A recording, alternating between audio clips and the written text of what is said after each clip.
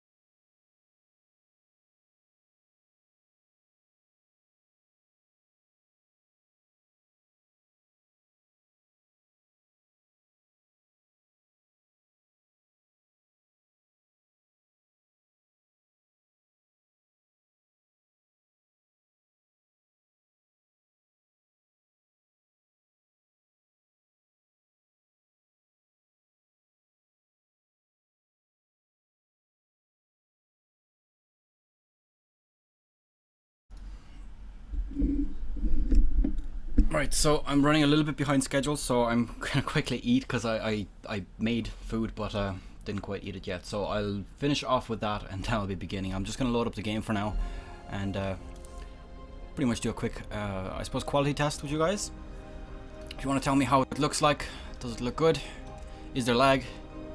Is there any sort of problems? Let me know and I will fix those as soon as possible. So hold on, I'm just going to switch this. This is a random game. I'm not going to be casting this one right now. I might do it later if there's a request for it. But yeah, so the feedback I'm kind of looking for is the quality of the video, quality of the sound. So is it maybe too loud? Maybe the game sound is too little or too quiet? Of course, let me know and I will fix that. And yeah, I suppose if there's any buffering as well, that's pretty handy because obviously we don't want any lag.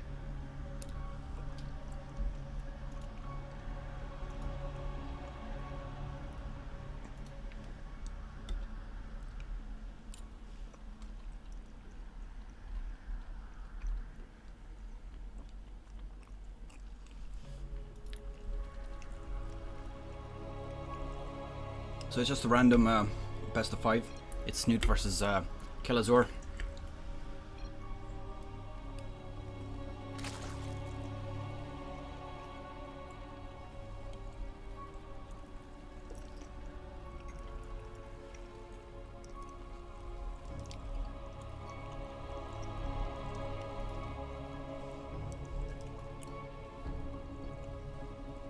Only thing is I need to actually plug in my earphones so there's no feedback on the thing.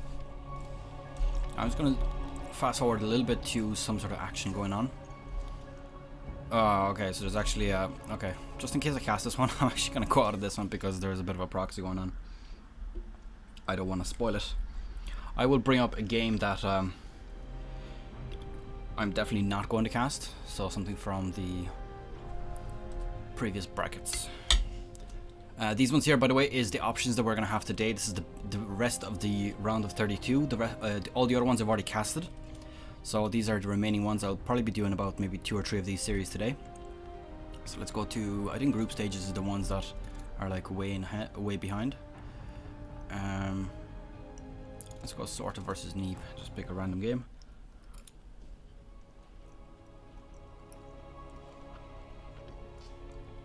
And if you have any preferences from those ones to cast first, let me know, of course.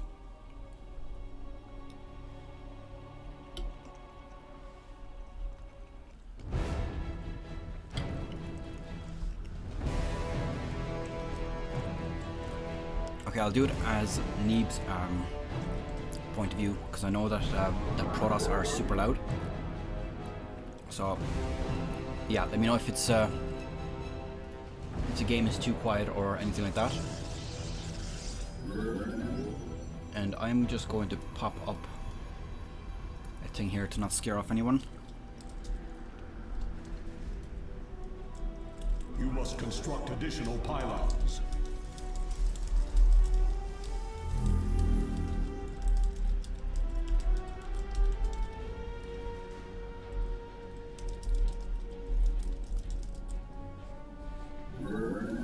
Okay.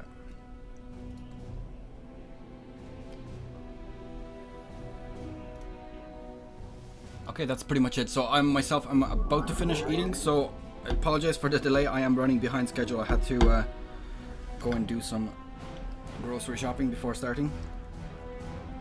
Your probes are under attack. So unfortunately, didn't quite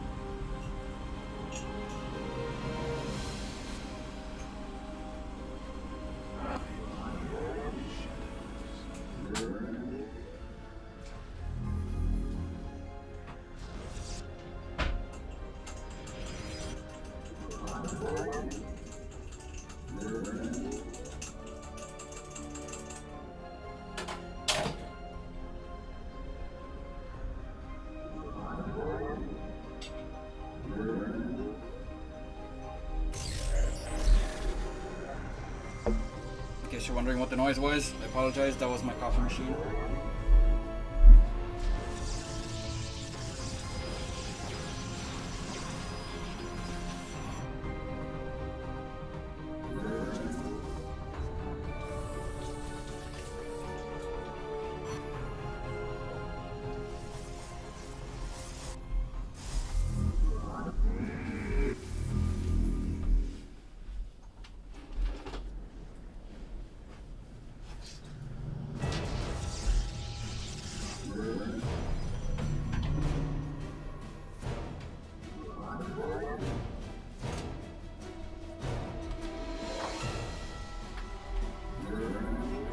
Ready in about 2 minutes. Glory to the day. The firstborn shall persevere. Glory to the day.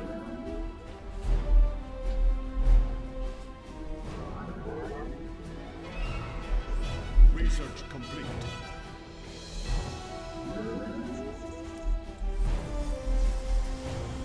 Okay, how's sound? Is it good? This is how my voice is gonna sound compared to the game. Firstborn shall persevere. So if it's too loud or is it too quiet, let me know, of course, I'll fix it.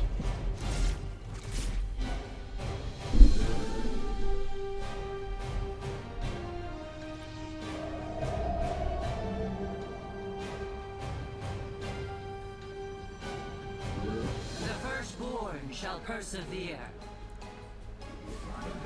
You must construct additional pylons. Right, okay. Quickly jump into the in-between screen.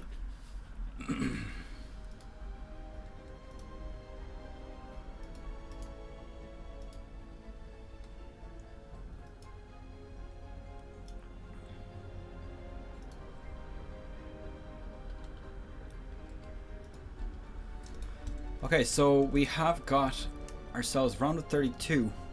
We've got these players available here.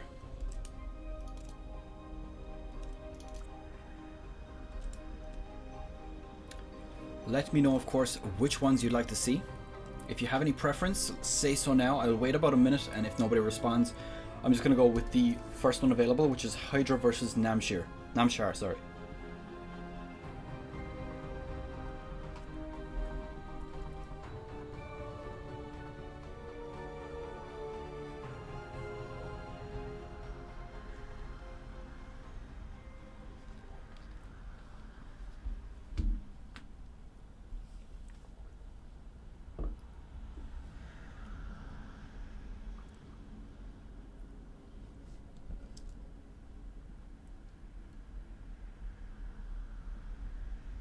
Right, okay.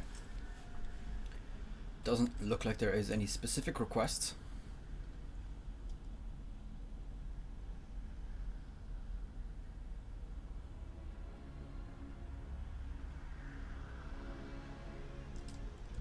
Okay, so Hydra versus Namshar is the first one in that case, and we're gonna go with game number 1.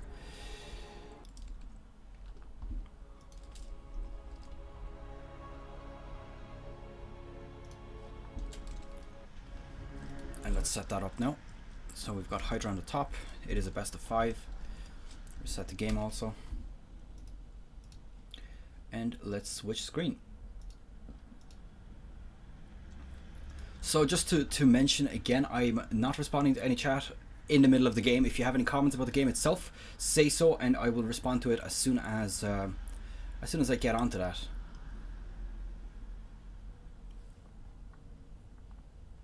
And let's begin. And just to note as well, I'm recording for YouTube, so that's pretty much why the silence during the actual games itself, because a lot of these games will actually be uploaded as well. And before I begin, actually, I forgot I do need to get a bit of details about our players, because of course that is very, very, very important.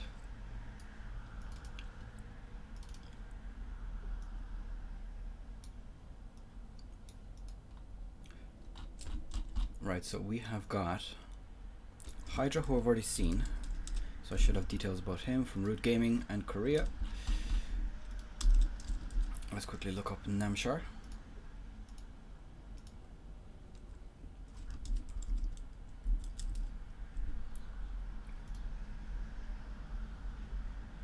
Okay, he's a Swedish player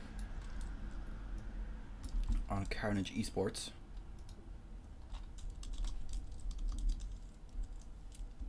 Plays Zerg.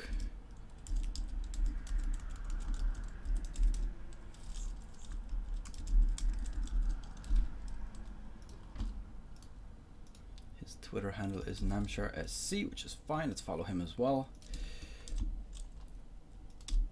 He's from Sweden. All right. Okay, almost ready to begin. Got ourselves the live dashboard. And I believe that is it. All right. Let's have a quick look at the settings, make sure they're okay. Sorry, no, I should have done this before. Yeah, everything's fine. All right, let's begin. Hello YouTube, welcome back to another game of StarCraft 2 Legacy of the Void. This is going to be game number 1 between Hydra and Namshar. It's another game, best of 5 from the Dreamhack 2016, held at the very end of January. I believe it was finished about the 27th or so, like that. And yeah, let's have a quick look at the Zerg versus Zerg. So obviously we could expect to see a lot of early aggression. It's quite normal to see that in Zerg versus Zerg games. So we'll see how these two players play it out. Now just a quick introduction to our players. We've got Hydra on the top right, spawning as the red Zerg. He's from Root Gaming and he is representing Korea. His opponent is going to be Namshar, spawning as the blue Zerg, bottom left hand side here. And he is from Carnage Esports and he is from Sweden. So the builds do seem to be very similar right now, which is perfect.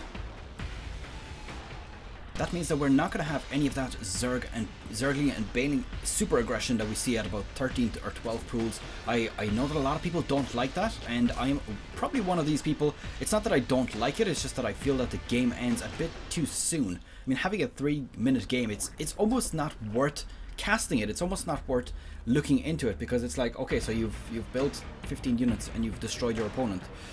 Okay, I know that's skill, but at the same time, you know, it's a bit fast, you know. I want to see more action. I want to see a bit of variation in the builds.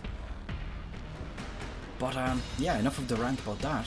Looks like we've got spawning pools coming out after the first hatcheries, which is quite standard. You never really want to double expand as a Zerg versus Zerg, because of course if you get 12 pooled, you are absolutely murdered. Now chances are, anyways, if you go up against an opponent who 12 pools you and you don't prepare for it, chances are he's going to win anyways, unless he gets really unlucky and loses some of those Zerglings / Banelings at the very beginning. So let's see, 2 queens going down as well. Metabolic boost is a little bit earlier for Hydra. And there we go, now Namshar getting his as well. Now just to note, let's have a look at both players. Looks like Namshar kept 3 of his drones on the gas, whereas Hydra has actually opted to leave only 1 on it. Now this means that he's just trying to get a bit of an economic boost at the very beginning, which is actually fine. It's perfectly understandable. I mean, you want to get yourself those extra minerals just to pump out a few extra units, pump out of course maybe an extra expansion. And looks like Namshar going for the Baneling Nest. So Baneling Nest going to essentially either ruin it for you or, you know, turn the tide and of course win you the game. So a good Baneling hit can, you know, can kill off a few. Oh, that was very nice here by Namshar, managing to snipe off his Zergling, not losing his own. Very well played there. So let's see what happens here. Looks like a metabolic boost is just about, I would say about 15 seconds away or so, maybe even a bit less. Baneling Nest about to complete for Namshar as well. And just to note, Hydra did have that little bit less gas at the beginning, but he doesn't have a Baneling Nest, so obviously he's not interested in getting Banelings at this particular moment. But the question is going to be, what is he going to do instead? Is he going to go for an expansion, which actually is exactly what he's done? I kind of missed that, but he's going for an expansion instead. Now I think that the correct response when you're seeing Banelings, which I honestly don't know if he's seen, let's have a quick look. No, not here. No, he hasn't actually seen the Baneling Nest. The correct response, I think, is actually to get out Roaches. Roaches obviously are a lot beefier, and also they don't take the extra damage from Banelings that all light units get. And essentially, what that means is I think it's about 4 or 5 banelings to kill one single roach. Which, you know, you might think, okay, so it's a roach, it's more expensive, but realistically, banelings are there specifically to kill drones and zerglings, and of course marines. That was the original reason for them, but nowadays, you know, they're pretty much there for only zerglings, which I think is a bit of a mistake. I think that Blizzard needs to do something to make them a bit more viable versus other units. Personally, I was thinking something along the lines of, what if they made banelings morphable again to make them useful versus what are they called? Armored units. Or instead of maybe morphing them again so that they can be morphed into an anti-armored baneling from the Zergling. So the Zergling has just 2 options to morph. I think that would be a completely nice turn of events. It'll definitely help a lot of Zerg players versus, for example, mech pushes or stuff like that. So for example, trying to drop a bunch of banelings from overlords, that would be hella nice. I mean, even if the baneling did, let's say I would say 80 damage versus armored. I mean, I know that's a huge lot of damage, but even, yeah, it's kind of hard obviously to talk balance with that, because, you know, it would depend on how much it costs, how much you know, tech you need to actually make it, and you know, there's always a bit of, you know, the different talk about what's going to be balanced in terms of introducing a new unit. Is it going to break the meta altogether, or is it going to, you know, improve things? I personally think that the Zerg definitely do need to have some sort of anti-armor. It's definitely important, and I think that roaches alone are not quite the best option. I think that if banelings had a bit more use, they would definitely be a bit more versatile. Because right now, ooh, interesting enough, there's a spire coming down here. Now, that, of course, is the clear indication of 6 gases. Now, it does appear that that Namshar has his own 6 gases as well, which means that he could potentially go for a spire of his own very shortly. Does have a macro hatchery going down. Now, macro hatchery with 6 gases could, of course, mean that he's gonna go for a roach ravager push, but with 6 gases, that is still a lot of gas to have. Oh, is he gonna get that? Wow, nice snipe off the overseer there. Namshar not paying attention to it, of course, and losing it pretty much straight away. Now, Spire is about to complete here, and looks like Hydra is gonna have probably about 700 gas. Okay, never mind, he's just got level 2 upgrades here, so probably gonna get about 6 Mutalisks once that completes. And there we go, the Mutalisk, the Spire rather, has actually gone down for Namshar as well. So it looks like he is going to be interested in getting a bit of his own flying units. Is it going to be too late? I honestly don't know. I mean, Hydra is delaying his own Mutalisks at the moment. Maybe he's just seeing to see how this engagement pans out. If it works out well, then of course he might continue on with it. If not, he might try the Mutalisks at that point. Okay, so see, there's not a huge amount of engagement. He does see that at this point Namshar actually has a superior army and decides to build those 9 Mutalisks of his own. Now, just to note, Namshar's gas supply is not very large. I mean, he does have the Spire about to complete, but I think he's only going to be able to make about 5 Mutalisks. Okay, I'm actually going to take that back, because simply he just built a bunch of roaches. He just queued them up like crazy, which means that no Mutalisks are going to be flying up here anytime shortly. Unless, of course, he decides to stack up gas now, but that just means that his Mutalisks are going to be very, very delayed. And there we go, just flying overhead. I think he's probably going to want to snipe off those banelings just to prevent, or even Ravagers, look at that. Taking out 2 already. And there's actually no response here at the moment from Namshar. The only thing he's got is Mutalisks on the way, but Mutalisks, honestly, unless you have a bigger Mutalisk flock, you're not going to do a whole lot. Now, 1 gets picked off there. Second one is about to get taken out, but then again, he's taken out 3 total queens with that. That is absolutely worth it. That is worth every bit. And let's have a quick look at the units at the moment. Wrong tab, 7 to 6 Mutalisks. So it will be, of course, a very, very closely controlled fight. Ooh, 10 have been thrown down for Hydra. So Hydra definitely continuing on with his Mutalisk aggression right now. A 4th base is also here. There's a 4th and 5th base already established for Hydra. So the economy is going to be favoring him. Let's actually have a look at the economy tab right now. He does look like he has a bit more gas, so that's actually, I think that's about 1 extra geyser per minute. I mean, one geyser gets you about 150 to 200 gas. I don't remember the exact number, but that is how much it gets you. So I will assume that that is how many. I mean, yeah, so there we go. He's got 7 gas here, whereas Hydra already has his 7th and 8th. There we go. The Mutalisk flocks flying our way. And it looks like these spine crawlers not going to be able to do much about this. The army supply is very, very even right here, but the Mutalisk flock from Hydra is definitely superior here. He's going to be able to do so much damage to these units without even losing these Mutalisks. And just look at these Mutalisks. He's actually completely destroyed his opponent's Mutalisk flock. There's nothing left with that. And he's going to be able to clean this up with 126 to 58 supply left for Namshar. I think that this is very well going to be the end of this first game, with Hydra taking game number 1. There we go. A GG has been called. That was a pretty good one, I think. He did commit with those Mutalisks quite heavily, and of course it did pay off. So yeah, Hydra, game number 1 of this best of 5 series. Alright, so that was the first game. Gwindast35, are you still here? Who is watching still? It looks like there's only one extra person in this, or 2 people rather, in this this stream. I don't have a big channel, so obviously I don't expect to have a whole lot of people here, but you know, I'm just streaming for the sake of streaming. If somebody wants to have a chat with me, then of course they're very welcome to. Let's close this one off and open up the next game in the meantime.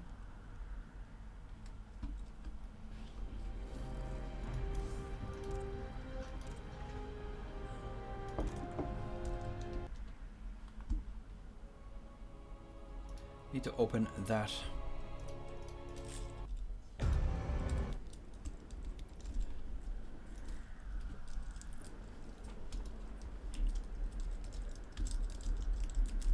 Okay, so it's Hydra versus Namshar, game 1, and it's of course a Zerg versus Zerg.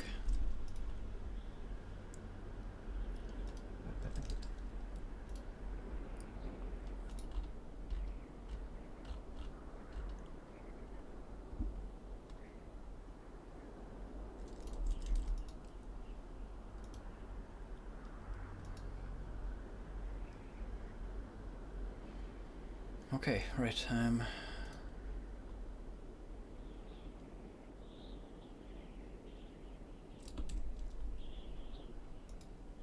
Okay, no distractions. Let's continue casting. Game number 2. Let's begin.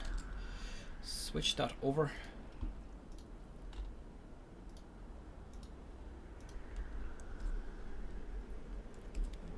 Hello YouTube, welcome back to another game of StarCraft 2 Legacy of the Void. This is going to be another game from this best of 5 between Namshar and Hydra. Of course you've already seen, at least I hope you've seen the first game. If you haven't, click the link in the description below.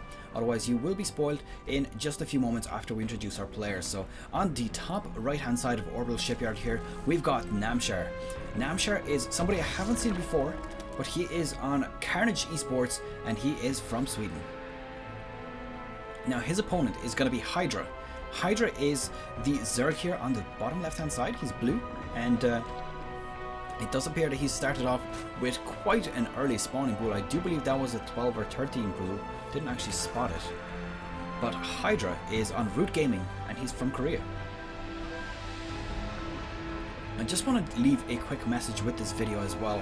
I'm pretty much streaming every single time that I'm recording right now, which is, I suppose it might be a cool thing to note. I don't stream on Twitch anymore, so despite the fact that I do have Twitch set up as my outro, I will be changing that very shortly to show you that I'm actually not going to be streaming there. It's all going to be done on YouTube, simply because Twitch it doesn't seem to agree with my computer / internet. I'm not sure why, but it just does not work. I have a 10 megabit upload speed, and even though Twitch only takes about 3.5 absolute maximum, it stutters every now and then. Not stutters, but it buffers, which makes no sense considering I've quite high-end computer and a more than enough. I mean, my connection is 3 times fast enough to actually stream. So definitely a strange one.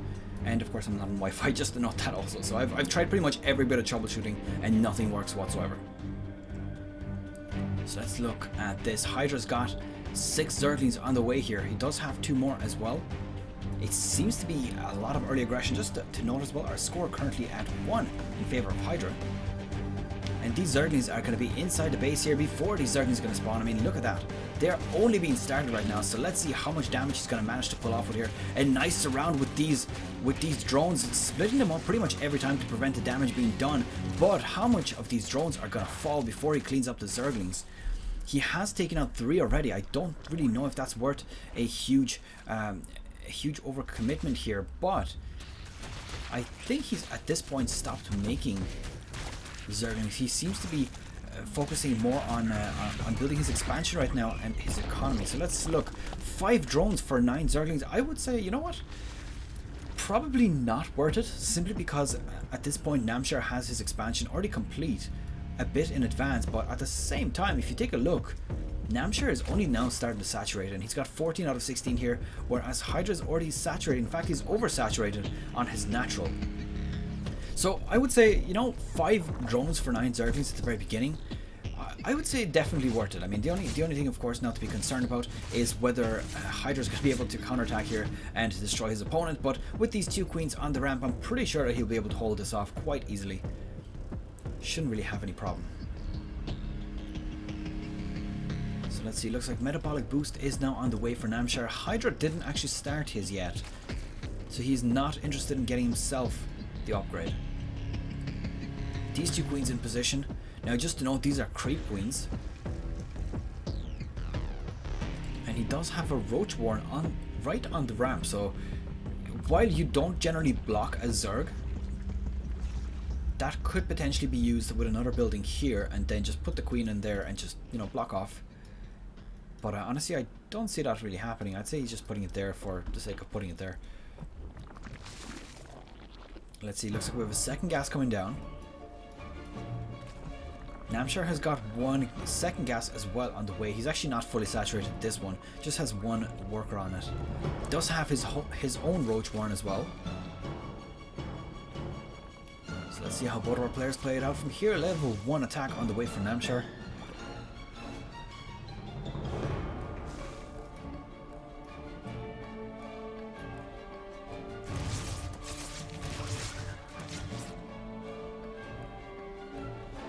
Let's see, these queens getting a little bit ballsy moving out. I mean, if those Zerglings had metabolic boost at this point, they would be able to run by, and that's exactly what they're doing without the metabolic boost. There we go. Roach is actually managing to intercept them, so that's quite handy, I suppose, getting those taken out. But of course, he did get a scout out. Fortunately for Hydra, not really much to be revealed here. But at this point, it looks like Namshar will be aware of this expansion. I mean, he did have his Zergling ready. Namshar actually has his own expansion about half complete at this point, so he is a bit ahead.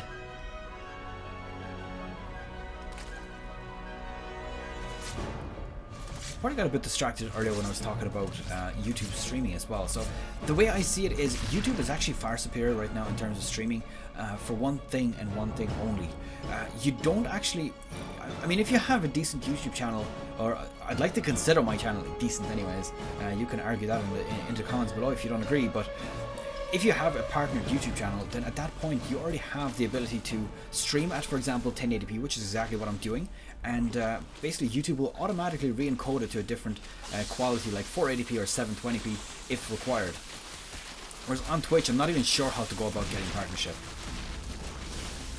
Now these Zerglings are probably going to help quite a lot with taking out these roaches, and I do think that Hydra is in quite a dominating position right now with these units.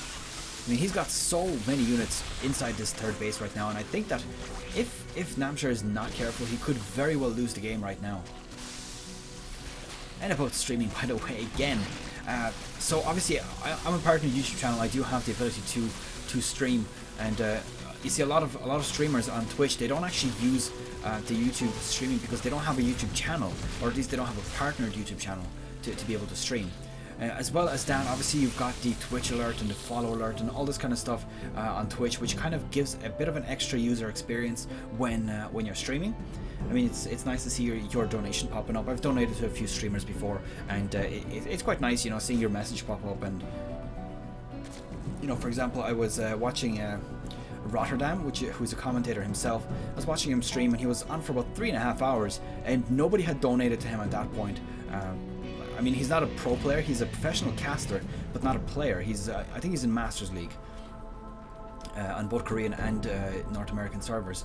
And you know, I was like, okay, so I can't donate much. I mean, I have to rely on the job myself to keep myself alive. I don't actually make a whole lot of money off YouTube, so I gave him $5 just to start it off. And I was like, you know, hey, you know, I can't really donate much, but here you go, here's something. And I was like, hope that I can kick this off and get a few other people to donate. And then within about 5 minutes, I've had, there was a guy that donated $20 and then another one who donated $10, which is a pretty cool thing.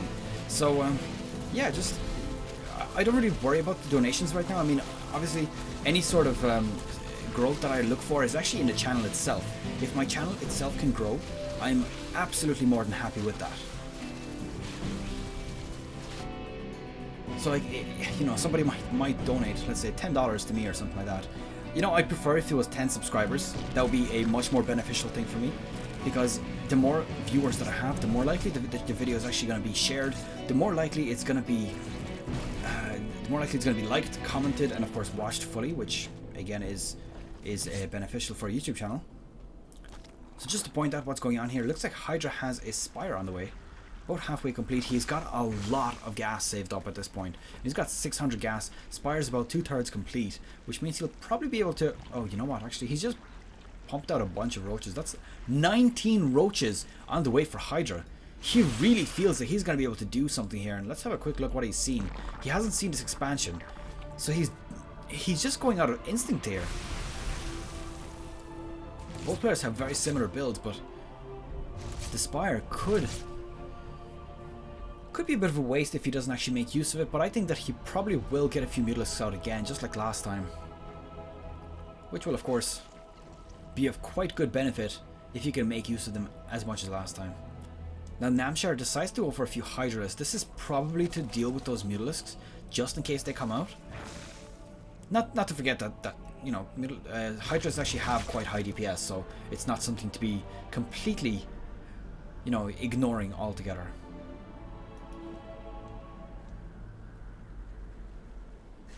And you know what, I'm not really going to talk much about YouTube versus Twitch anymore. What I'll do is I will actually make a specific video for that and just basically have a discussion with people about that. I mean, if you want me to do it on a stream, of course, let me know. I'll do it that way.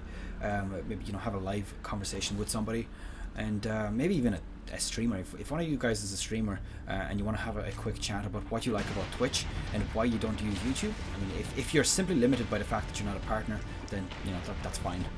But I'll make a video about it and we'll discuss there. So let's see what's going on here. Let's have a quick look at the units tab. Doesn't look like any Mutalisks have been put out yet, but Hydra at this point has got quite a large army. I mean, Namshar still has his own quite large army. Oh, he's going to be able to pick off Free Overlord here. And he's going to start moving down. Now, he obviously doesn't know at this point that... Oh, that's interesting enough. 206. I see how he done that.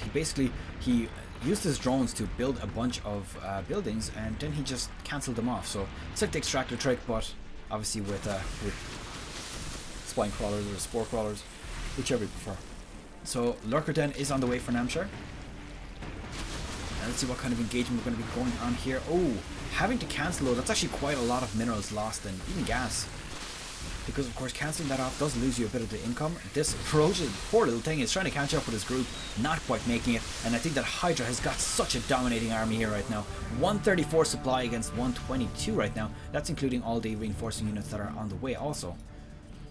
But I think that if Hydra steamrolls into the base right now, he will very, very likely be able to just completely overrun his opponent.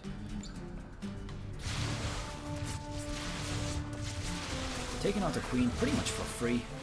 Did put down some preemptive corrosive vials, but obviously, as you can see, there was actually nothing there at the time. And the army supply is very similar right now. I think that if Hydra stays inside this engagement, he will actually lose it out, simply because he's not going to have as quick reinforcements as Namshar himself does. So using a Ravager Cocoon right here, I think that Hydra probably needs to make use of that Spire he's got right now. I mean, there is a few Hydras on the field right now for Namshar. Counting here, it's about 13, but I still think that he could use the extra harassment, or even maybe, you know, he's got Tunneling Claws already complete. Doesn't have Burrow just yet, so it would be nice to maybe sneak in some roaches, take out some of Namshar's economy. And 70 versus 66, He actually seems to be just doing that here with just a bit of an extra engagement on the side. Now these roaches probably won't be able to deal with those Ravagers and Hydras, and this army is having to back off here as well. 127 to 116 is our army supply right now. Not a big difference. I mean, we've already seen that Namshar managed to come around and basically survive against an army which was much bigger than his own just very, very shortly ago.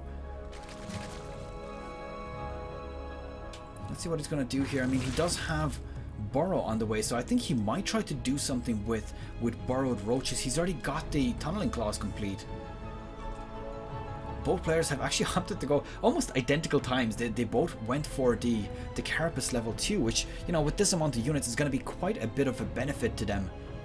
Every bit of damage you can reduce from your opponent, of course, is very, very valuable to you. Corrosive Biles being thrown down. I think Hydra actually got hit by a few of those, but I don't think he lost anything.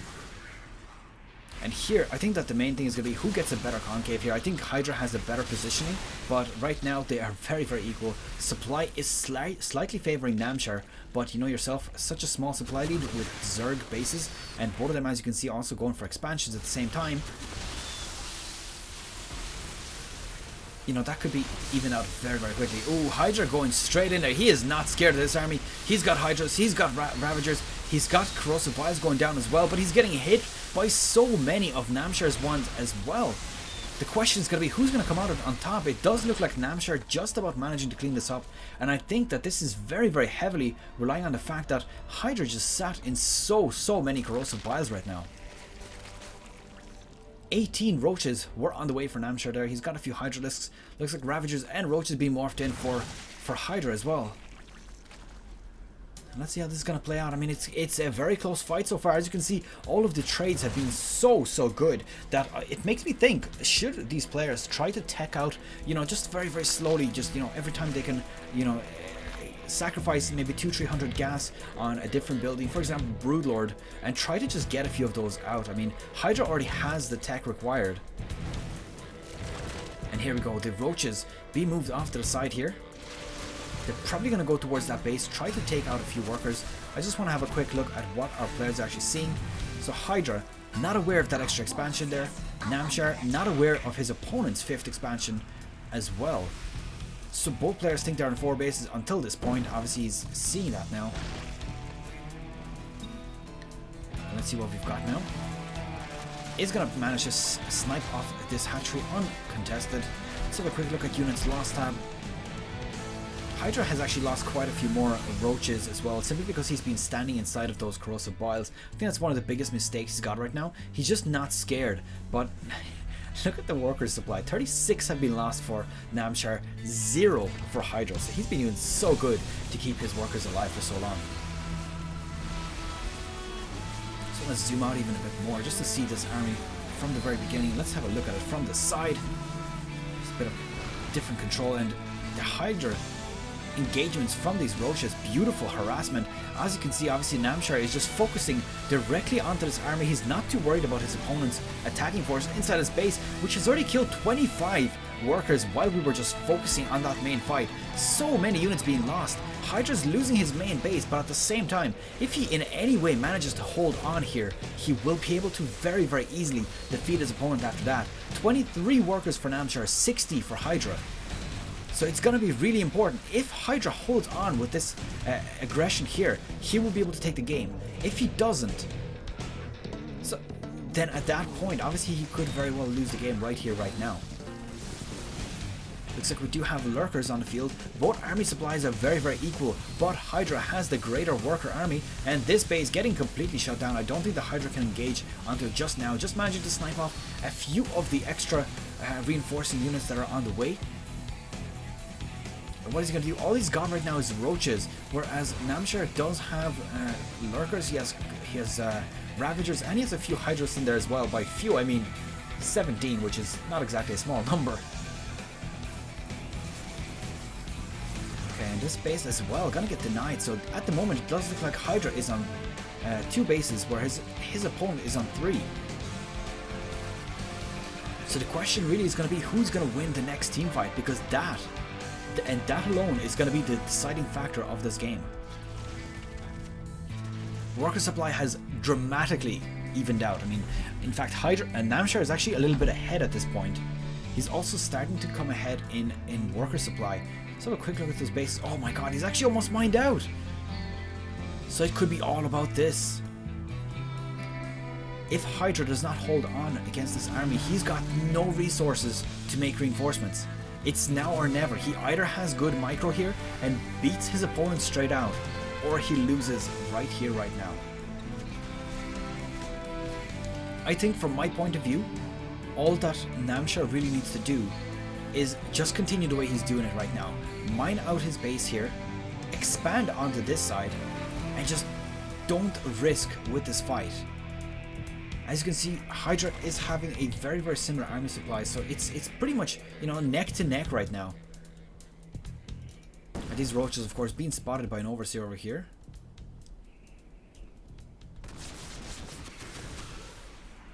You definitely want to fight on, don't want to fight onto lurkers. I believe there's just 2 lurkers there, but that would be enough to potentially do a huge amount of damage. Let's see here, we've got roaches starting to do a bit of damage with the harassment here. This base is also going down. It is being spotted by Hydra. Just to note, there's an overlord in the air. And these roaches starting to take out more and more of these workers. The question is going to be, is Hydra going to expand? If he's not going to expand and this base comes up, which I think all that Namshar needs to do is just hold this base. If he holds it, at that point he could very, very likely take this game. Engagements going down, just a bit of puck shots going from both of our players.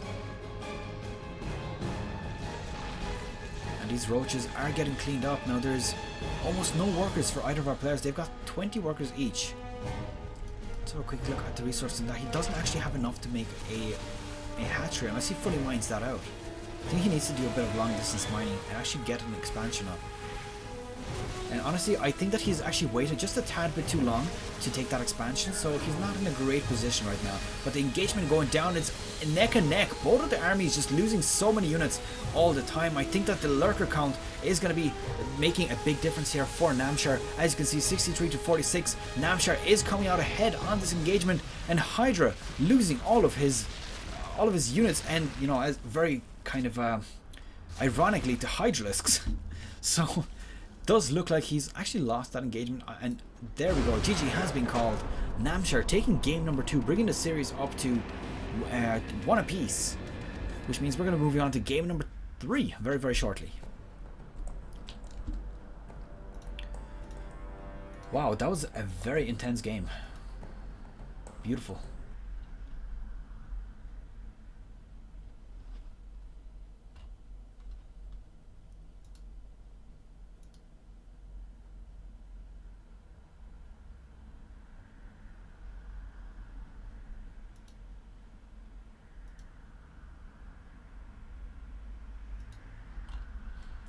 Right, okay, just answering a YouTube comment there.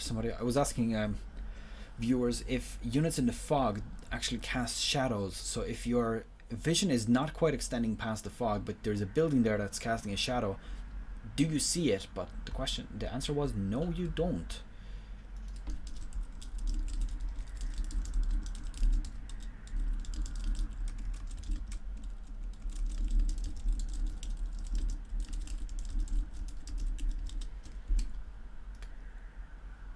Let me just see so I can link this to somebody.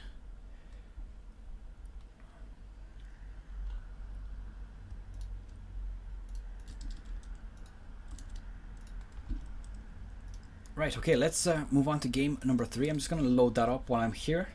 If you have any questions or comments, you can leave them in the comment section, and I will, I'm live right now, so of course I will be responding to that.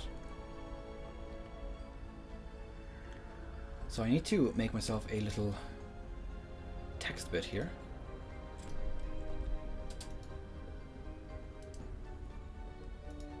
Aha, next game. And we've got, let's add another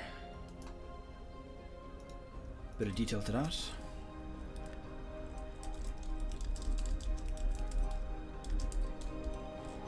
Alright.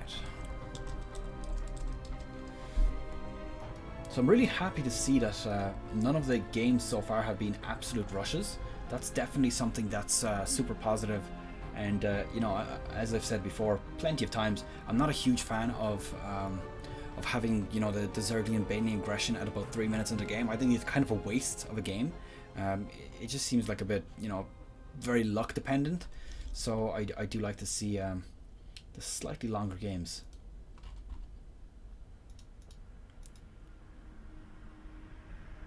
Let's have a quick look at the statistics on YouTube's.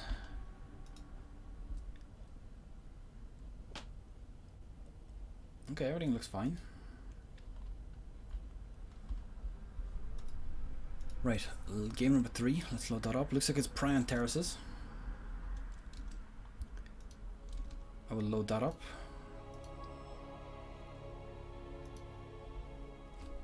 Sorry about the noise, by the way. I do need to adjust my microphone just a little bit. It's too high and it's getting in the way of my screen. So sorry about that. Let's see, best of 5 is our score, our game type. Hydra is on the top, Namshar is at the bottom. Now, as I said before, I do not read the chat during the cast itself, so I will be reading it after the cast. And of course, if you have any questions, don't forget to ask them and I will respond to them as soon as I look at the chat. So let's begin with the game. If you have any comments about the sound, if the game sound is too quiet, for example, or if my voice is too loud, then let me know. If my voice is annoying, I'm afraid I cannot do much about that, and I do apologize if my voice is not suitable. But everything seems to be going well so far, and I will continue on with that.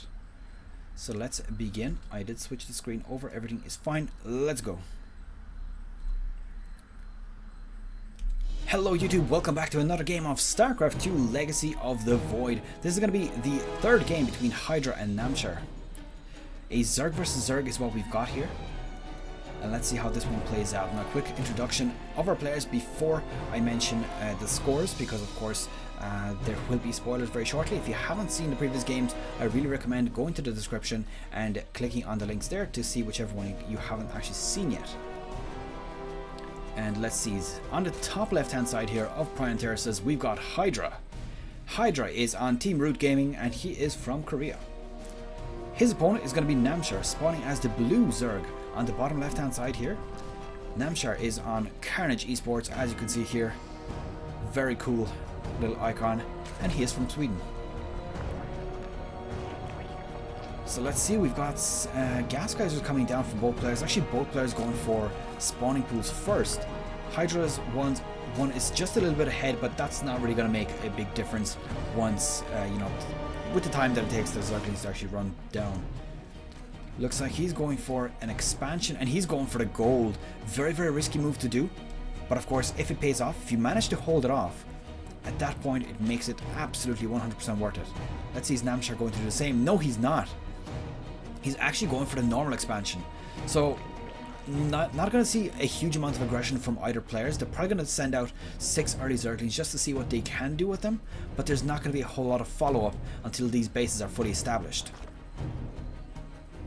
Which also, of course, means that if Hydra holds off against the first 6 Zerglings, which is very, very easy to do if both of you have about 6 Zerglings, then he's going to be at a prime position with this gold base.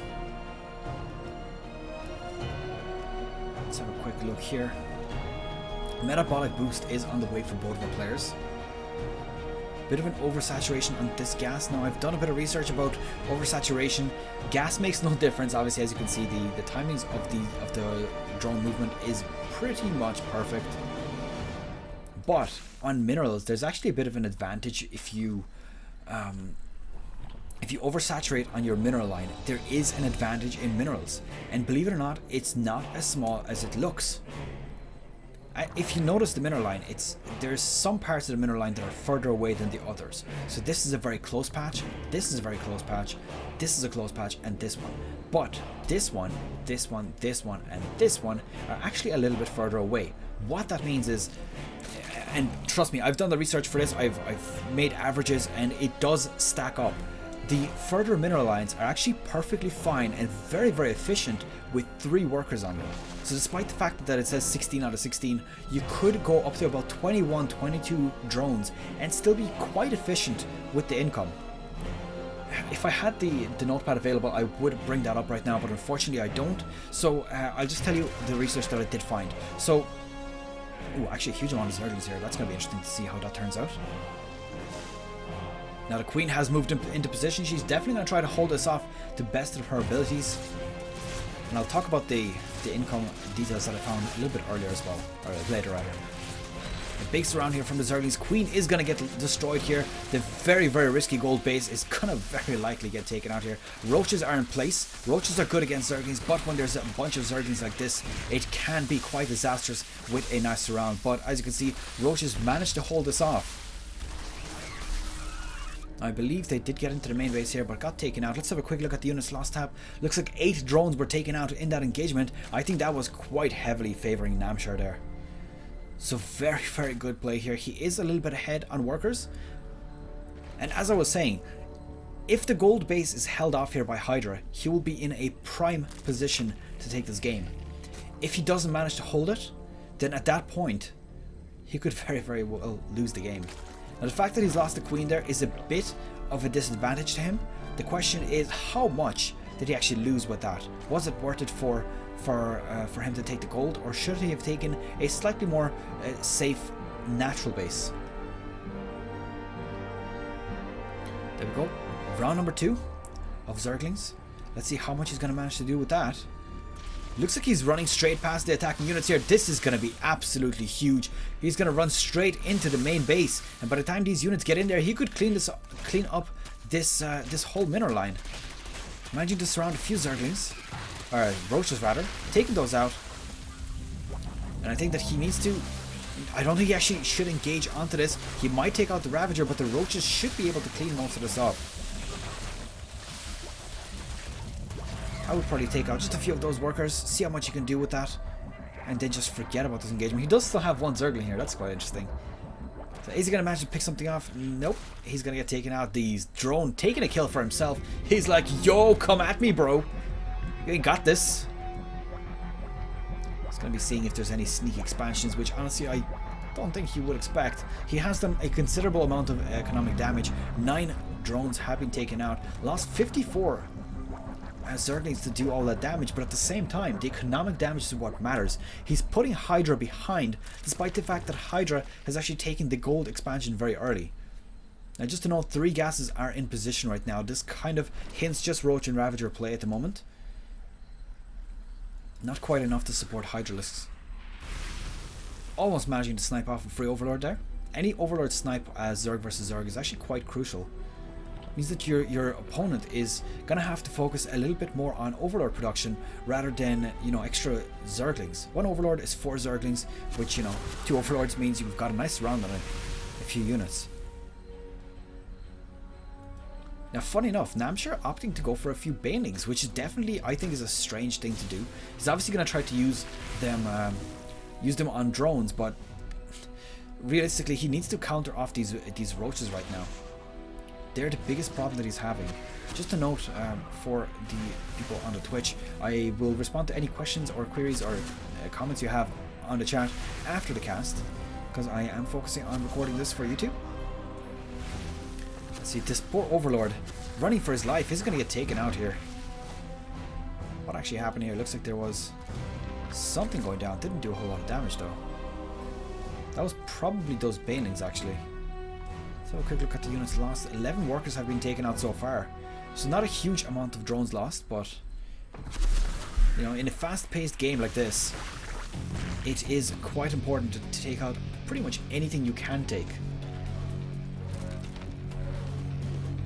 And let's see, army supply very heavily favoring Hydra right now.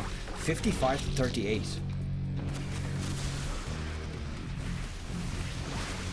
So many Overlords being taken out. I feel like being an Overlord in a Zerg versus Zerg match right now is just, it's like a death sentence.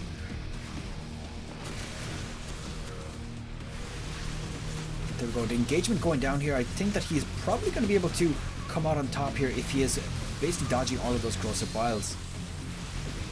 possibly going to be able to snipe off this hatchery as well. If he manages to snipe off the hatchery, then that'll be a very difficult position for Namshar. He's going to be falling behind economy very, very quickly. And it looks like he's just interested in chasing this army down. He does have the bigger army. He has more Ravagers. He's got, I think, a similar amount of Roaches. And all those Corrosive Vials going down, taking out a few workers with that as well. 63 against 52 right now. The only difference is, of course, Namshar's base is closer, so he's able to reinforce faster. And he is going to be coming out on top here, taking out pretty much all of Hydra's army. But Hydra, he's got reinforcements streaming in from all three of his bases. I think that instead he should have just focused down this base. He shouldn't have rushed straight in. He's obviously tried to take the game from that point on, but I think that if you take the... Oh, nice Corrosive Vials. If he was to take the hatchery there, he could have just steamrolled his opponent about 2-3 minutes later with a much larger armor supply. There you go. The difficulty with engaging onto your opponent's army is that he's closer right now, and he's going to have an easier time to reinforce his units. So it looks like a layer on the way for Hydra. The question is going to be what he's going to do with that. I mean, he does have 4 gases right now, which is not quite enough for Mutalisks. Could very well be Hydralisks and Lurkers. Let's see, this base has been spotted. He obviously knows that he needs to punish this. If he doesn't punish this, then Hydra will very, very quickly be coming out on top here. An army supply. I think this is slightly favouring Namshar still, despite the fact that he is on the attack here and Hydra has his reinforcing units coming in.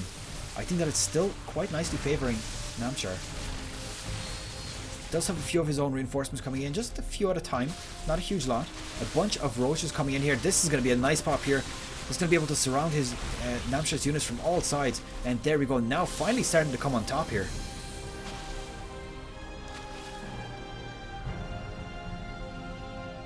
What is going to be happening here? Glider Constitution is on the way for Hydra, so he's definitely interested in pretty much continuing with this Roach play. I mean, Roaches, I think, personally, are a little bit overpowered. They cost very little, and they're quite strong. They do a lot of damage, and of course they're very cheap. And there we go, the surround going down from Hydra. Is he going to engage straight onto this? I definitely think he will. Just running straight in here. I think he just needs to continuously push this right now. He's got the reinforcements coming in. He's got the bigger army itself. I think the only thing that they're missing right now is the extra upgrade here. Namshar already got his level 1 attack. Hydra only getting his one now.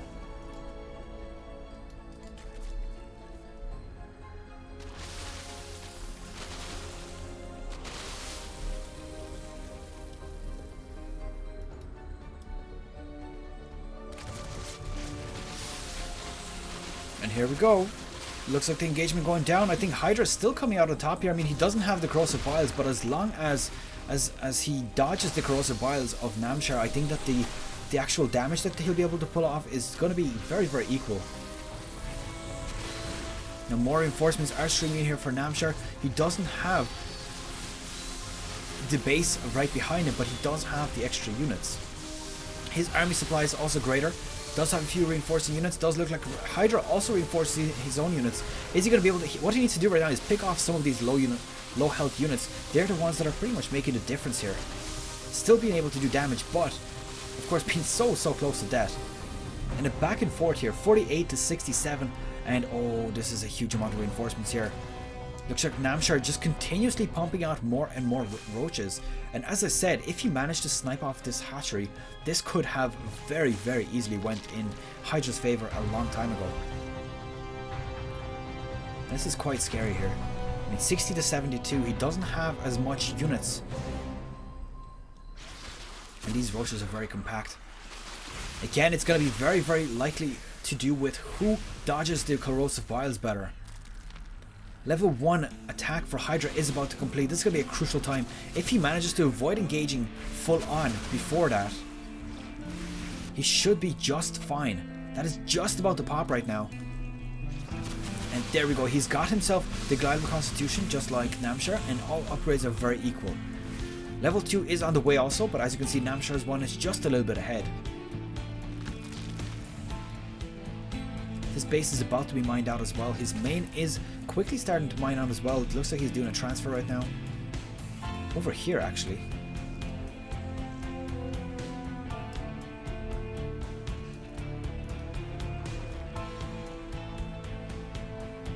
These workers have been slightly mismicroed. I hope he brings them back on. Hydra, come on, you need this. There we go. Fixing his workers. Looks like both of these players right now waiting for their level 2s. Maybe not. There we go, the engagement going down. There's more Ravagers here for Hydra, but the question is going to be who's going to hit the corrosive vials better. You could have a bunch of Ravagers, but if you don't hit those corrosive vials, not going to really make that much of a difference. Huge amount of damage right now from both our players. The thing I find weird about Roaches is they've got this green bile that they spit at their opponents, but it's like an acid kind of spit. And when you've got a Roach versus Roach army firing at each other, it's like a wall of green. It's like a river of green. Oh, interesting enough, Namshar going for his 5th base already. Hydra doesn't quite have his on the way. The question is, what is the income like? Namshar is ahead, as you can see, he's 300 roughly minerals ahead. And Hydra is also behind on gas, so this is actually quite a nice position from Namshar. Oh, actually, I forgot to bring up the scores. 1 apiece by now. By the way, this is game number 3.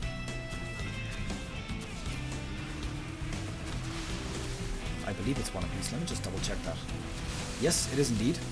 So game number 3. I do apologize for bringing that up so late, but that is actually the correct score. 1-1 each, and it is best of 5, not best of 1. That's definitely a mistake.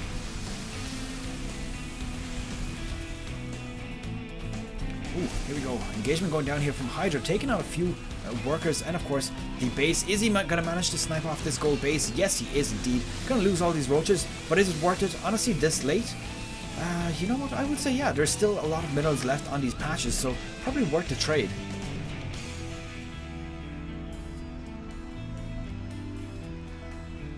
Now he's fully mined out here. He's got this one base running. This is about to be fully mined out as well. This base also very, very close to being mined out. Like, very close. There's only about 3 mineral patches left.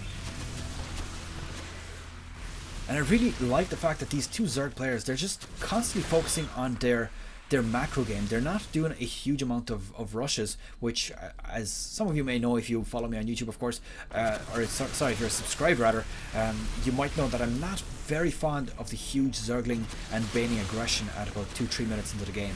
It just seems like a bit of a... It's just too early, and ooh, funny enough, Namshar with his Mutalisks does have a few Mutalisks on the map. Let's have a quick look at how many he's already got. I did miss the production of that. He's got 9 in place already, 10th one on the way also. So this could very well turn the tide in his favour, since Mutalisks, they can dodge those corrosive vials quite easily.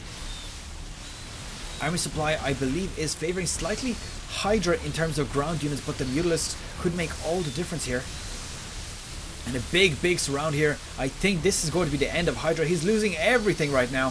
113 to 30. I think this is going to be very last straw that pretty much ends the game for him. There we go. GG has been called, meaning that Namshar takes game number 3, bringing the series up to 2-1 in his favour. Let's move on to game number 4 very shortly. Alright, okay, so that is pretty much that one. I think that Hydra, he was so close towards the whole game. The one crippling factor is he did not take that gold hatchery when he had a chance to do so. He just let it sit there at like 30-40% health. It's a bit unfortunate, but yeah, let me have a quick look at... Lol, hero draw, yeah, definitely. Right, hello Michael Lee, I hope you're still in the stream. Of course, I'm not ignoring you. I'm just not reading the chat during the games to try to focus on them more, since I will be editing and uploading these individually. Oh, it looks like you are here. That's pretty cool. Okay.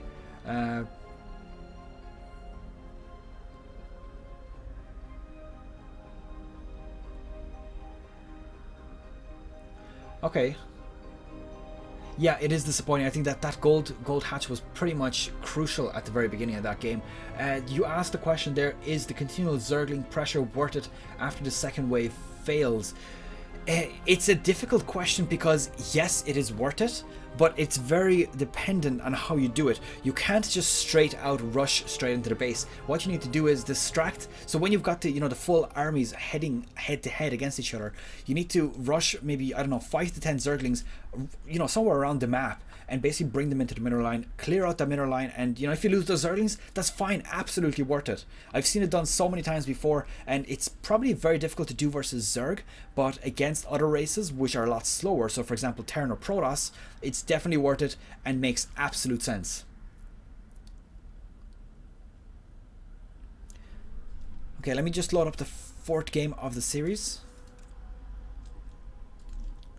And I also need to rename the previous games as well. Just 1 second there. Okay, so that was game number 3.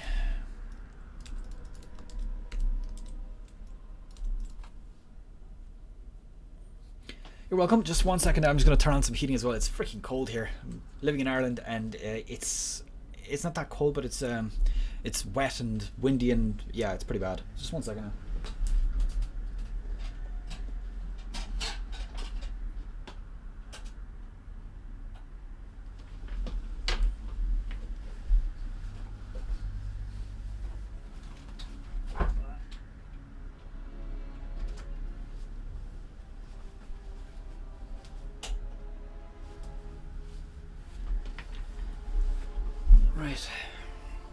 I've seen you quite a few times on my channel as well, Michael Lee. Welcome. Thank you for joining me on the stream.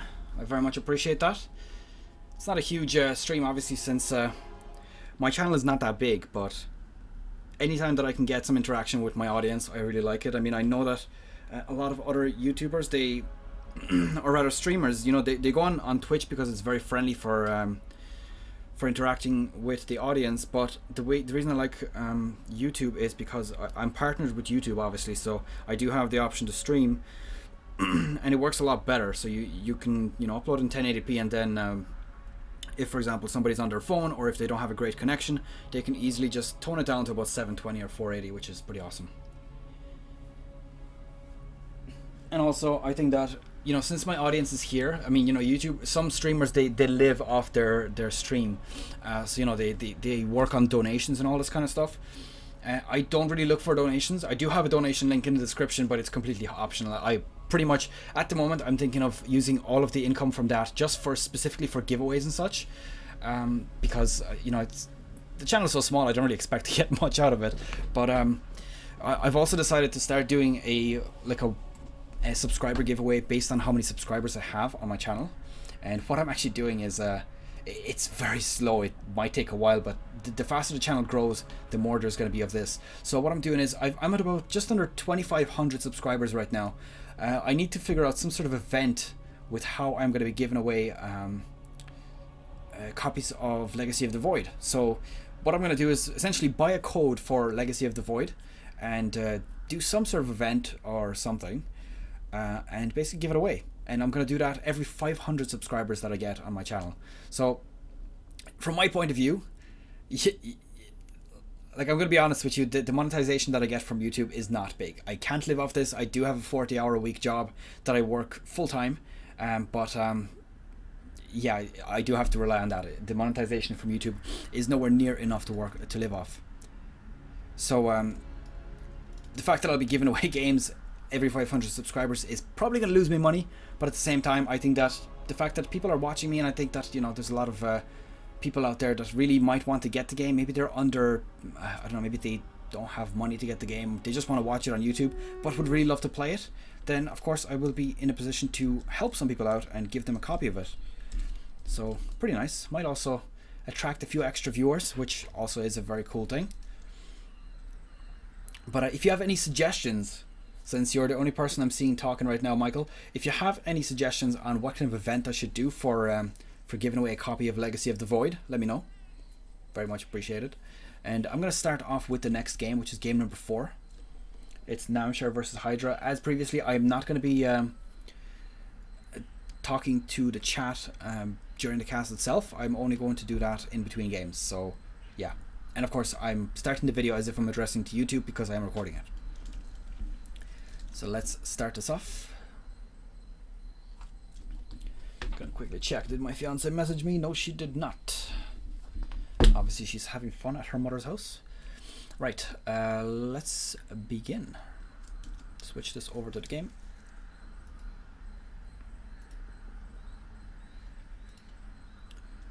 Alright, let's go.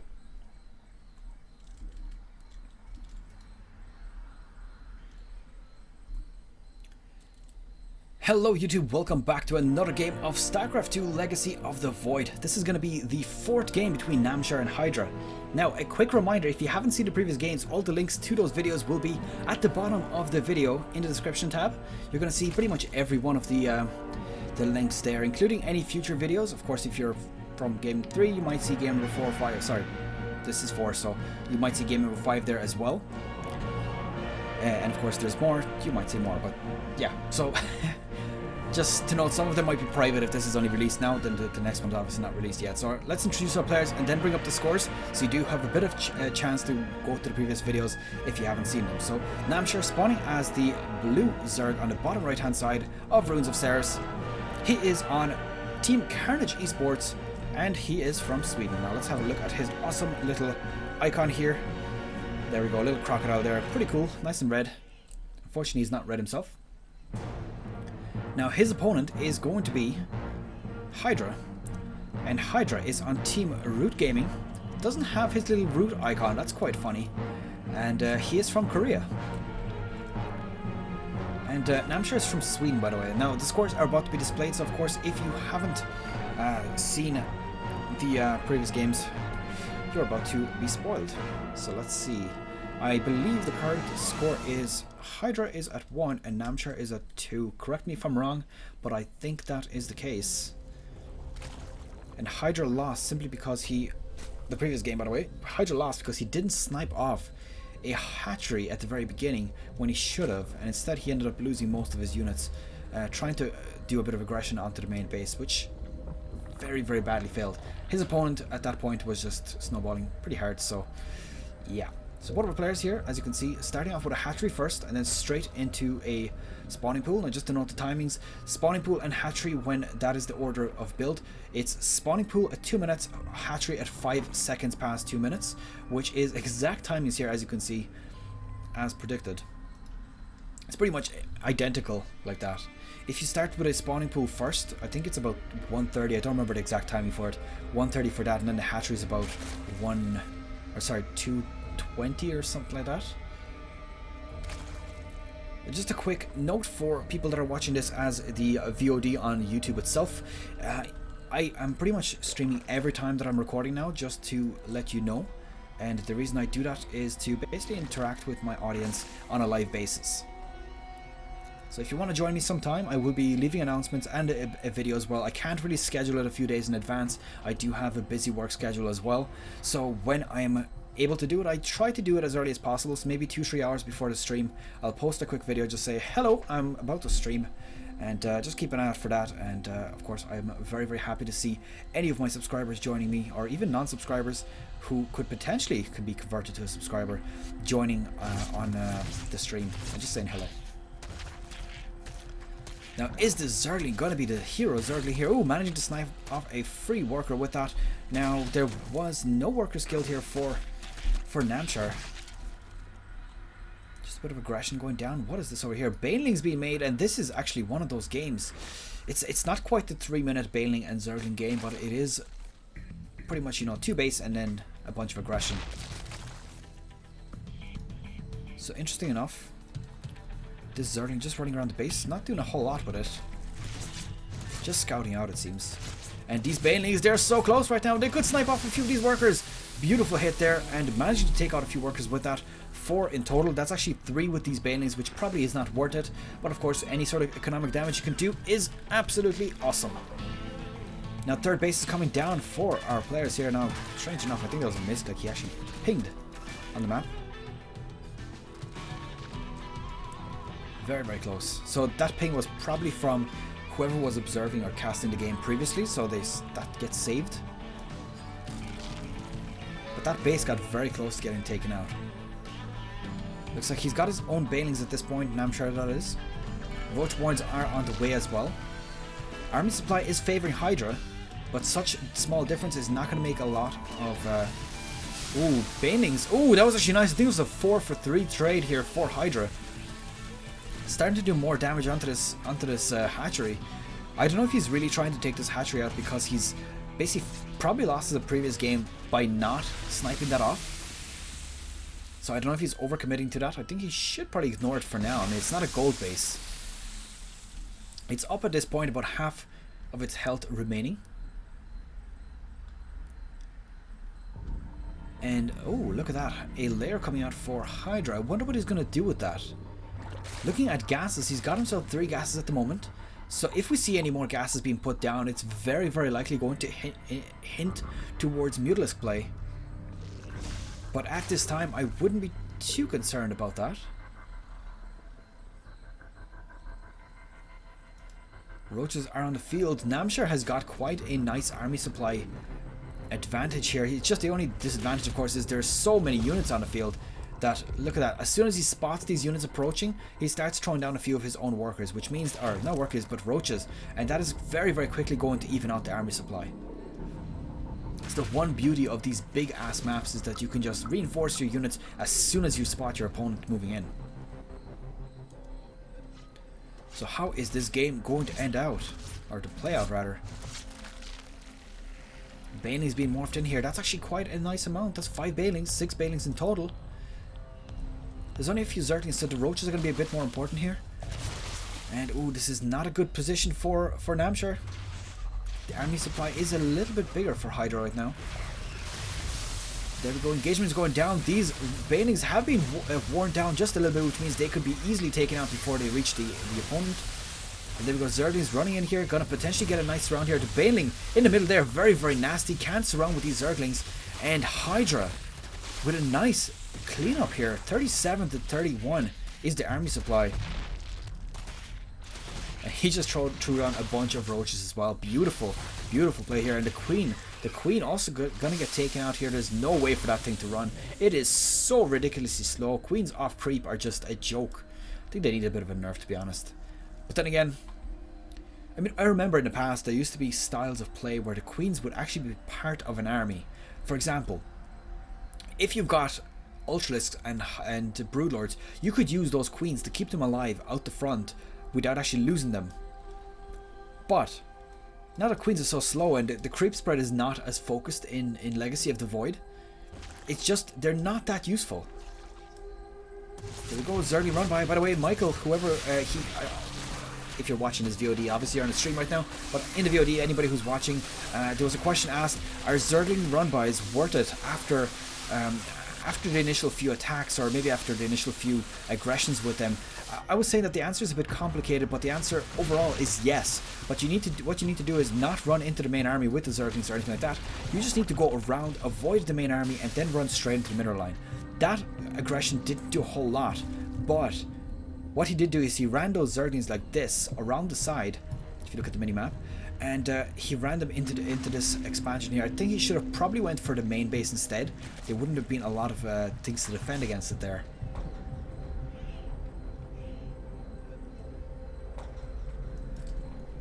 There we go, the hatchery being put down, that did get sniped off. Roaches here again. I don't think they're going to be able to snipe it off this time without losing their lives. Just a note, Metabolic Boost has been completed for Hydra, but not for Namshar, so he's going to be faster than these roaches, running straight into the main base. Now, will he manage to snipe off this queen? I think the queen is what he's going to go for, and he is indeed going to be able to snipe that off. Nice play here. This is just going to be a bit of a hindrance to the production capabilities. As you can see here, this base also going to get denied, and there we go, GG has been called. Hydra doing too much damage, managing to snipe off a base. I mean, do you see exactly what destroying a base and queens does to a Zerg player? Queens, obviously less larva, and the bases themselves is less larva, less income, and of course, you know, having an extra hatchery is very, very useful for the Zerg player overall. So that's pretty much it for game number 4, bringing the series up to 2 apiece. Alright, so that's that. Let me see if there's any comments.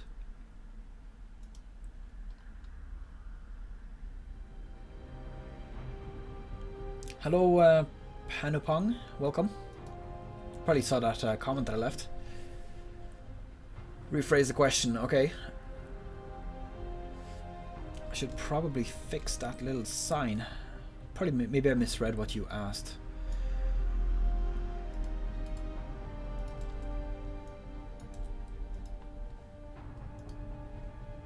If you see your opponent going for a greedy expand and you try to punish him with Zergling pressure, but it fails, should you continue with an all-in Zergling push?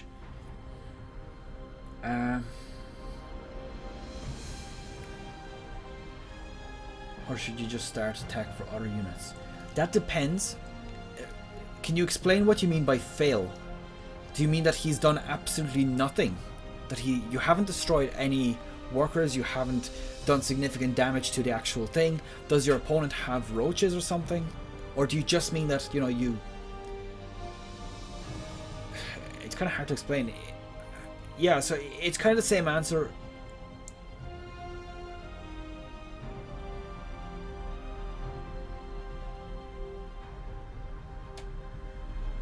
Right, so yeah, I suppose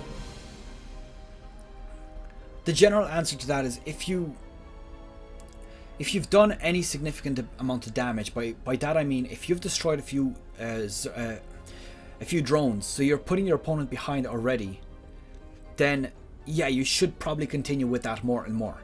If you've destroyed a hatchery, if you've damaged a hatchery, but you haven't actually done anything significant, so if let's say you have half a hatchery, and you know you haven't really killed any drones, you should probably stop at that point. I mean, it makes very little sense to keep losing. Yeah, that's fine. I can actually see all the messages that you've done so far. I wonder, can you actually stop that? I stopped the spam messages thing, so you should be able to message as much as possible. So in terms of that, honestly, it depends on. I think it's a bit of a difficult question, and it would really depend on the game itself. So a lot of factors, mainly considering how much damage you've done with those Zerglings. If you've lost, let's say, let's as an example, say 10 Zerglings, and you've done absolutely nothing with them, you're in a lot of trouble. I mean, an all-in with Zerglings at the start, and if you lose them, could very likely mean a GG for yourself. If you stop with the aggression and you start building tech and economy, your opponent will have a better economy than you because he started that way, and he could very well take you out in about 2 minutes. A lot of players would actually GG out from that point onwards anyways. If you think that you can do better, if you think that you've just messed up, you're still in a good position, you've got reinforcements on the way, or you know you're in position to make more reinforcements, but you didn't do as much as you'd liked, you could continue with that. It still makes sense. Now that could be, of course, my opinion. I mean, from what I've seen with pro players so far, that's pretty much how they respond to it. But you know, I mean, I'm just a platinum player myself, so I can't give you professional advice on that, really. Right, let's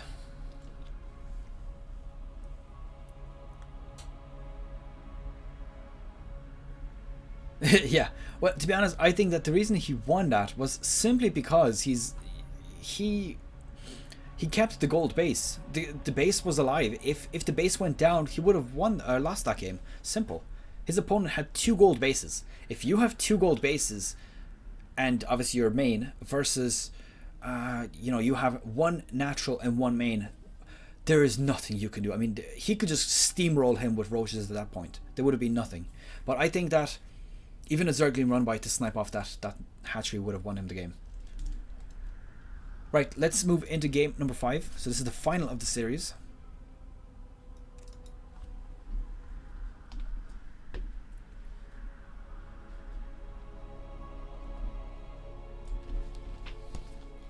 Let's leave a quick text for the better half of myself.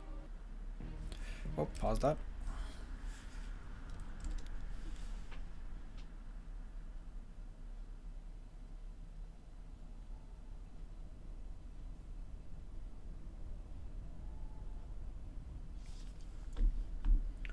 Right, okay, let's move into the game. This is game number 5.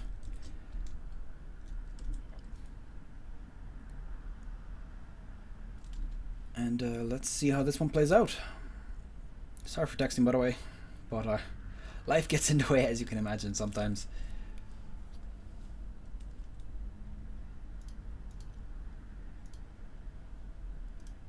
Let's just double check this. Everything is okay, I think.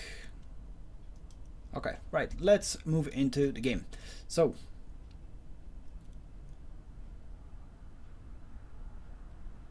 okay, no problem. You're very welcome, and thank you for joining me for whatever time you could stay. See you guys around, or see you around.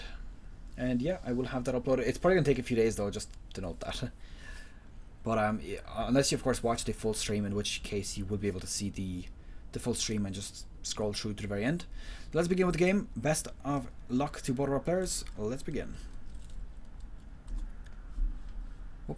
Hello YouTube, welcome back to another game of StarCraft 2 Legacy of the Void. This is going to be the 5th and final game of this best of 5 series between Hydra and Namshar. Now there's obviously no spoilers with the score since this is the 5th game, so whoops, that's the wrong score. Let's bring that up. 2 apiece is the score here, with Hydra and Namshar head to head right now for that last game. So let's see how this one plays out. So just a bit of details about our players. Hydra, who is actually the blue Zerg here at the bottom left hand side of Lerlac Crest. He is playing for Root Gaming and he's from Korea. His opponent, Namshar, who is spawning as the red Zerg on Carnage Esports, and he is from Sweden. Just to show off his little Carnage Esports logo, very, very cool indeed. Now just a note, looks like Hydra going for a very, very interesting start. He's going for early hatchery and a Hurley Vespene Geyser. It's a Hurley one. Did scout out in the correct direction, so he's going to be in a good position to continue on with the aggression. Probably going to intercept. Ooh, maybe not. They might not even intercept these the overlords here. But he did put down the hatchery straight after, so not going to be a whole lot later. But he is going to have just a few seconds of worse economy than his opponent. And just a quick note before we continue any further, if you haven't seen the previous games and you're watching this as the VOD on YouTube itself, make sure to check in the description where you'll be able to see the first 4 games. Obviously we know that there's 2 wins for each player during those 4. I'm not going to tell you which is which, but you're very, very welcome to check those out. Links are in the description. So let's see how this one plays out. Looks like Metabolic Boost is on the way for Hydra very, very early. Namshar doesn't actually have the resources for it.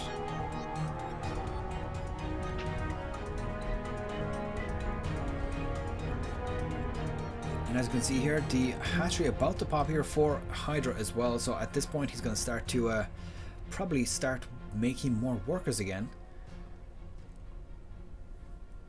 And the timing, it seems, for a hatchery after a spawning pool is about 25 seconds after what it would be normally. So Baning Nest, not Baning Nest, Roach Warren is on the way for Hydra. A very good response here. I think that this is not a response, rather it's a very good decision. Because as you can see, there's Zerglings on the way, there's a Baling Nest on the way for Namshar. So bringing out Roaches is a very, very good idea versus Balings. Simply because it takes, I believe it's 4 or 5 Balings to actually take out one single Roach, which, you know, yourself is a lot of minerals and gas to be investing into it.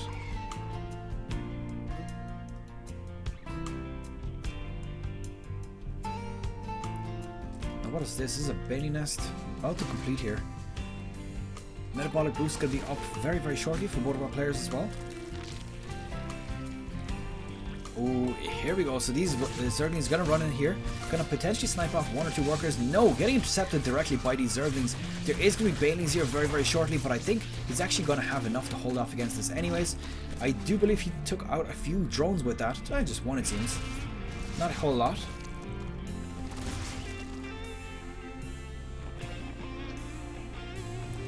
Putting down a spine crawler, so he's thinking that there's going to be a bunch of aggression here. There is indeed. There's Roaches on the way, so Roach is going to be doing a lot of damage. Oh my god, this is a nasty situation here for Namshar.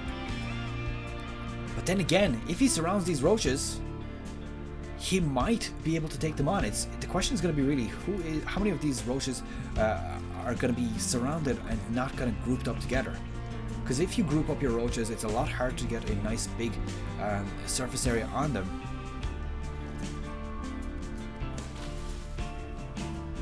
few puck shots. This is a scary amount of Zerglings now. Now he is putting down his queens here just to defend. It's around going down. Queens are helping out with attacking here, but they're also blocking a roach. Oh my god, all of these roaches getting taken out very quickly here, but Namshar's, his army supply is a lot smaller at this point, 14 to 28, which is actually exactly half. Against all of these roaches, I think that the game really depends on whether Hydra manages to hold off against this Zergling group, which he indeed is going to be. He has a much bigger army supply, but his worker count is a lot smaller. So he's got 23 against 31. So he definitely needs to build up a bunch of workers right now, which is exactly what he's doing. He does recognize the fact that he's got the advantage. He doesn't have to worry too much about further aggression because he's destroyed so many Zerglings while only losing about 3 or 4 roaches to them.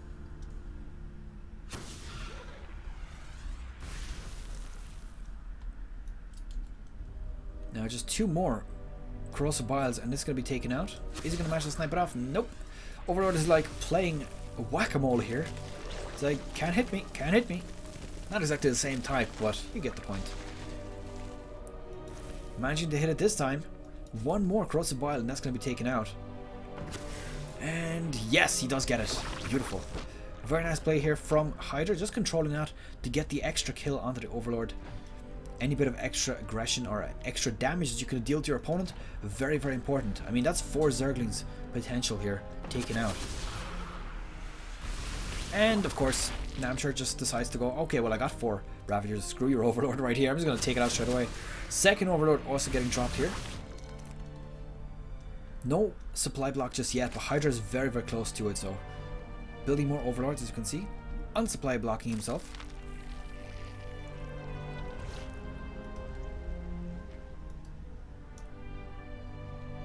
It looks like Namshar going for a hatchery as well as a lair at the same time.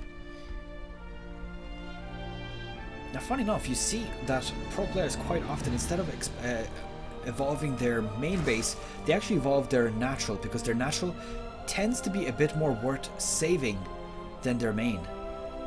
Main is not going to have a whole lot of tech buildings in it other than maybe the spawning pool, because you know this gets mined out very shortly afterwards. I mean, it's 6-7 minutes in and you know it's starting to dwindle a little bit.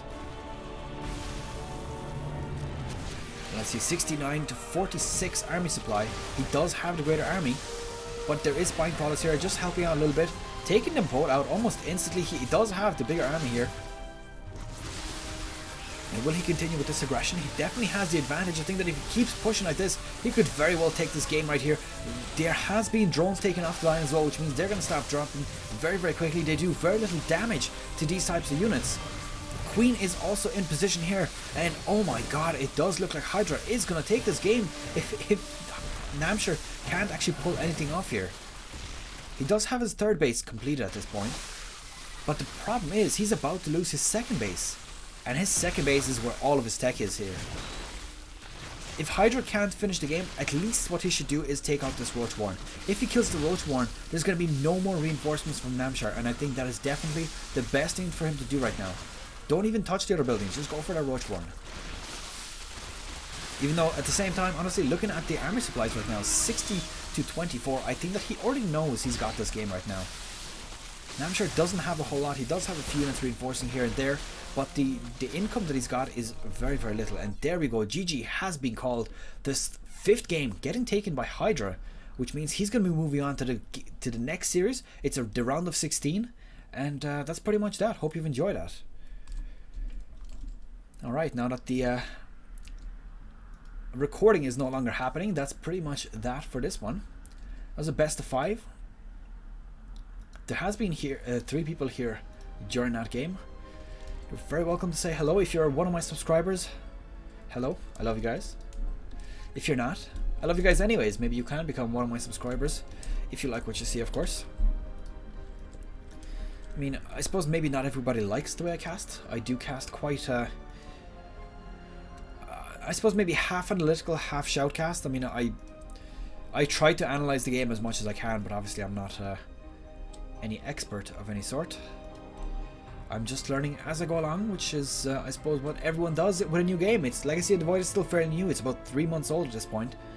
So, not everyone knows everything about it. And of course there was a recent patch switch as well, so once that comes into effect in my games, that is going to be very important. At the moment we're still in the previous game patch because this was from the Dreamhack. That was 10, that was Namshar versus Hydra. It is a ZVZ. Copy that in there.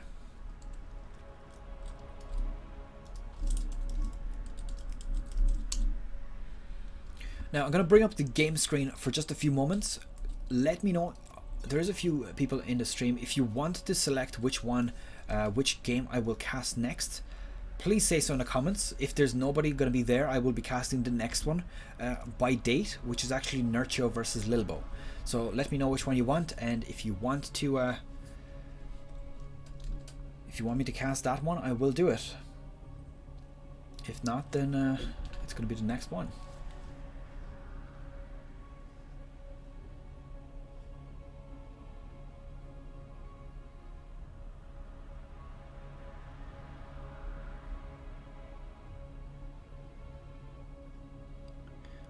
Okay, nope, looks like everyone's left the stream, so that's a bit unfortunate.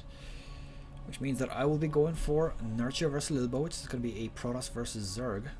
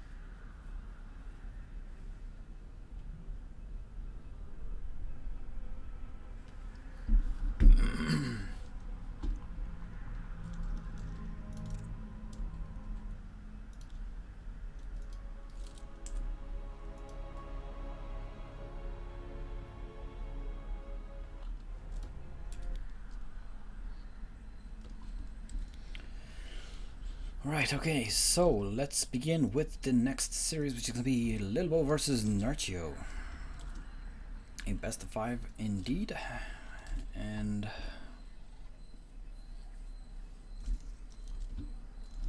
let's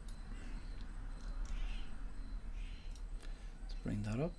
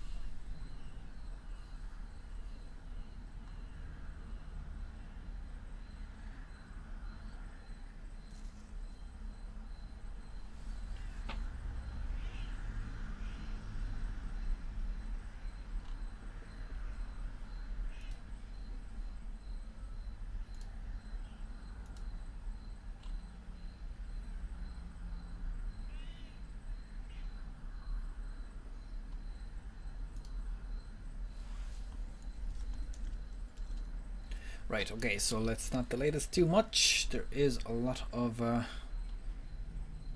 things to take care of. And I'm just gonna restart the stream actually, you know.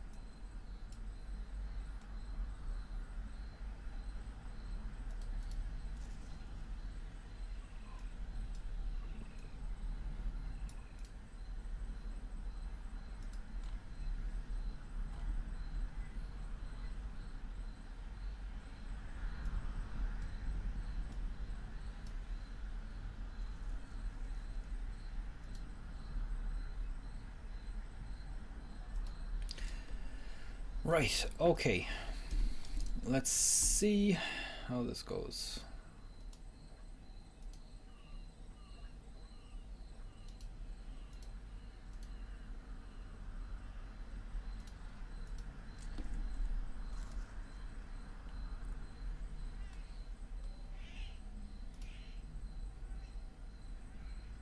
Care of.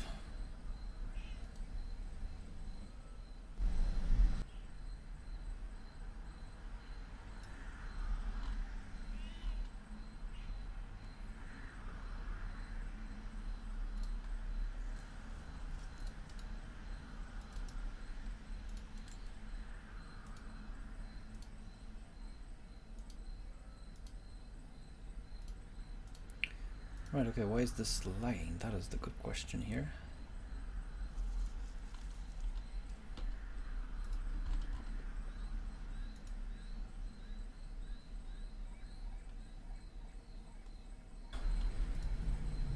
Things to take care of.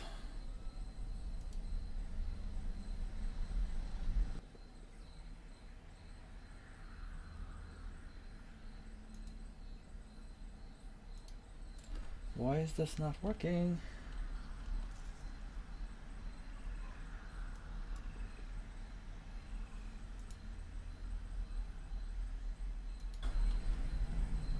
Things to take care of.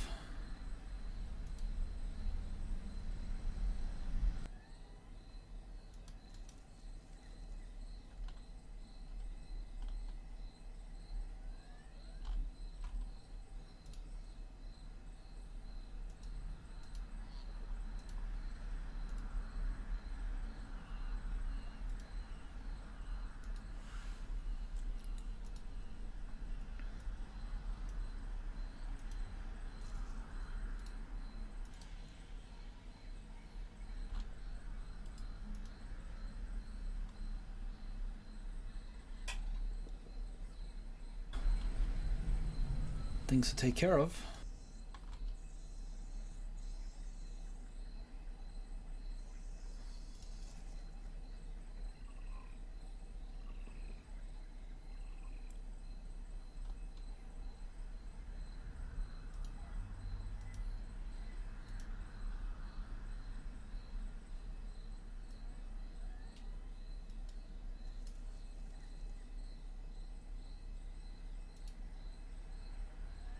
Let me know and I will fix those.